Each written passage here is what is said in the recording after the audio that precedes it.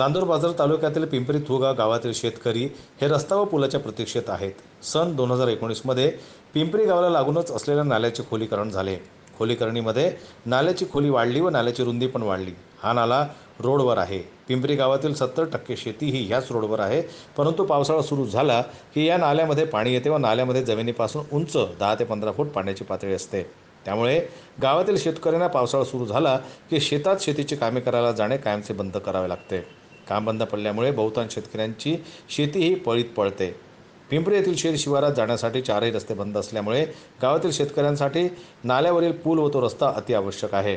याकरता पिंपरी गावातील शेतकऱ्यांनी बरेचदा आमदार सर्व प्रतिनिधी गावात येऊन या स्थळाला बघून सुद्धा गेले, परंतु अजूनही या 10 वर्षापासून नाल्यावर पूल किंवा रस्ता झालेला नाही.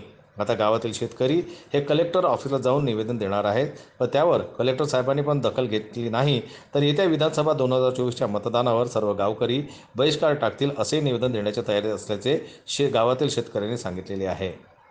जनमत लाईव्ह न्यूज करता चांदूर बाजारवरून संजय जवळकर यांची रिपोर्ट.